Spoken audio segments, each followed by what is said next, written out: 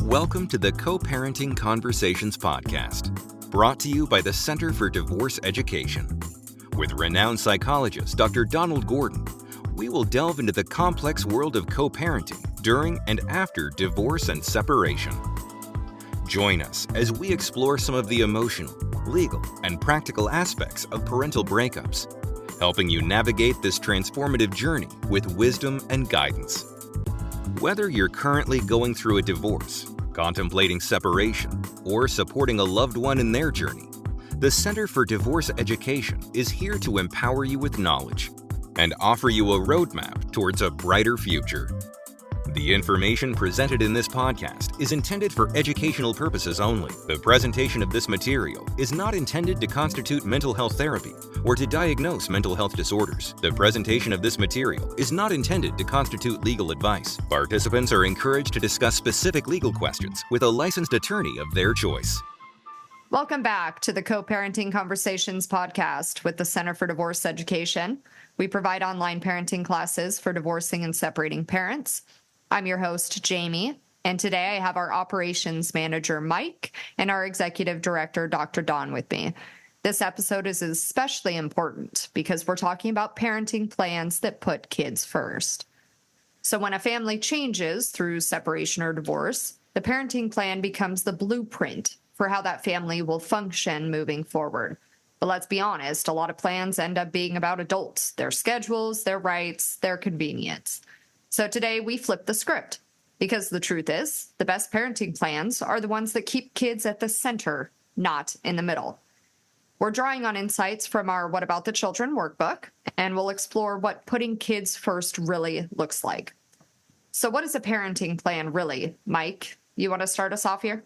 Sure. A parenting plan is basically a legal agreement that outlines how the co-parents are going to share responsibilities, how they're going to split time, and how they're going to make decisions for the children. The issue with that is the legal part of it isn't the full picture, right? So many of the plans that we see and that are created meet the court standards, but they fall short in the emotional support for the kids, right? You're meeting that legal precedent of what has to be there, but it doesn't necessarily meet the kids' needs. When courts create these plans, they're focused more on the legal fairness of the plan.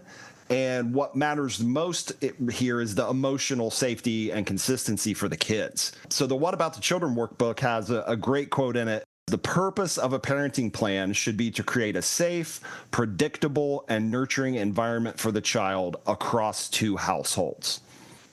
So that's how you really want to approach this. Also, from our Children in Between course, we have a short introduction by a retired judge, and she goes over a lot of these points. One of the most important things that she talks about is the two ways that you create a parenting plan. One is the judge says, here's your parenting plan. This is what you're going to do. The second choice is that the parents work it out and submit it to the court.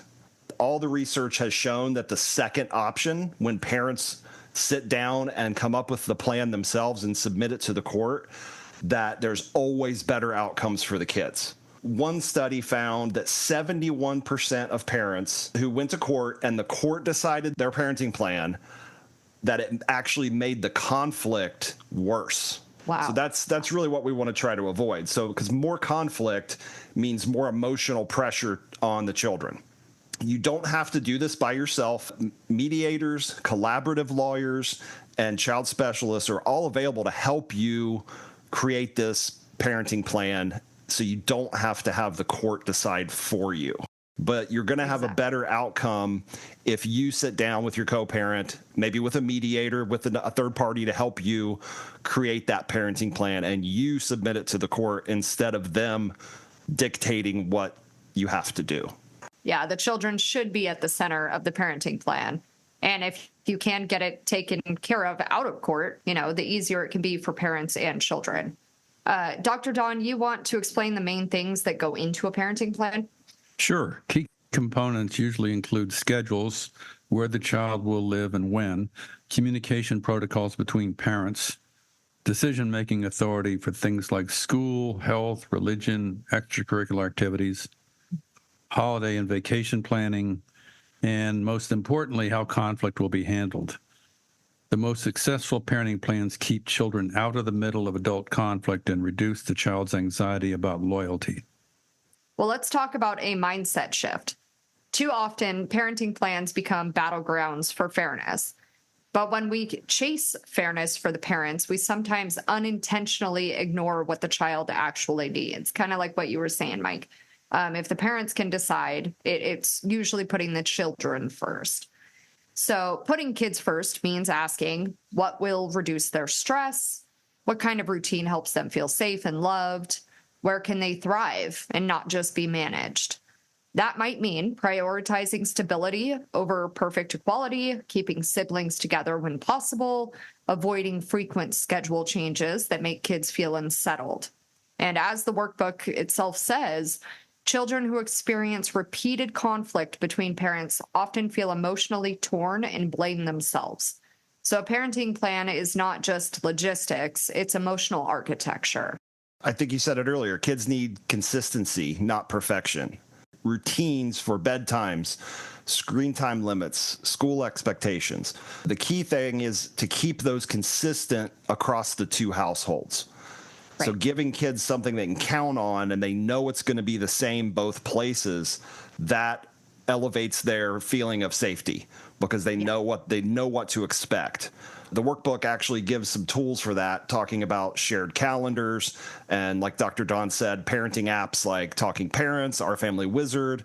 Heck, even just a shared Google Calendar can help with this. There are tons of free tools out there that you can use as part of a good parenting plan that you don't have to pay for any extra things.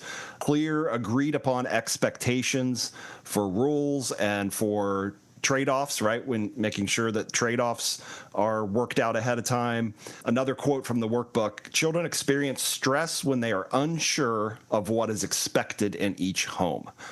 So that consistency is super important.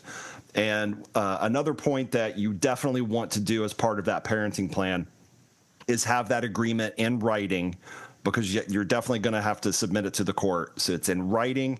It adds clarity. It actually can prevent future legal issues because it's right there in writing. You've already agreed to this. It's going to avoid legal issues later. And it keeps the focus on the well-being of the child.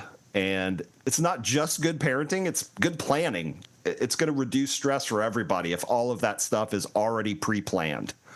Exactly. Yeah, it reduces stress for now and later on, probably, Yes.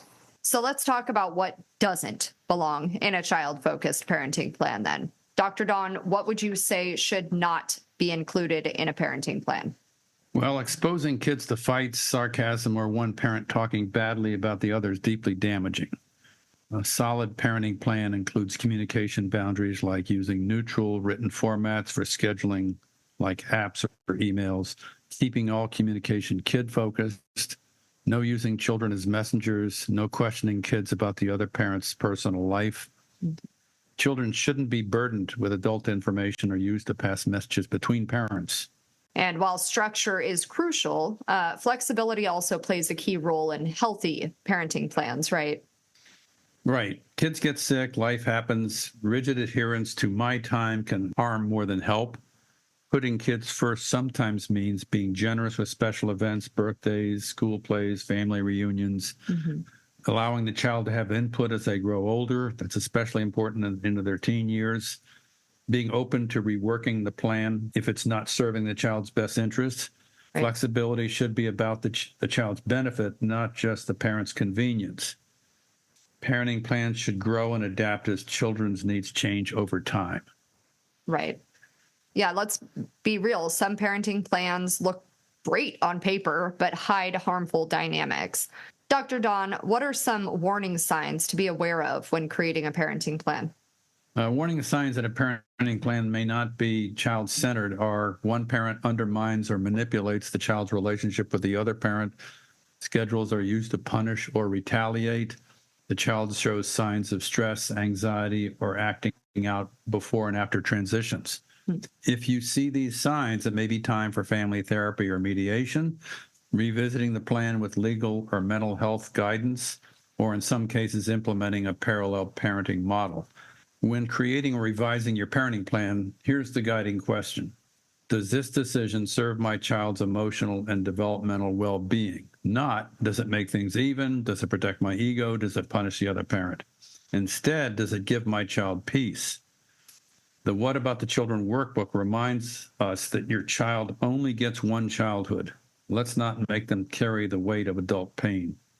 Put them first in every section of the plan, every exchange, every yes and every no. Thank you, Mike and Dr. Dawn, for being here today. To our listeners, if this episode helped you rethink how you approach your parenting plan or gave you a tool to start a healthier conversation, feel free to share it with someone who needs it. Our What About the Children workbook is free to download in the class when you purchase it, or when you sign up, you can choose to have a copy shipped to you. Until next time, take care of yourself and have a good one.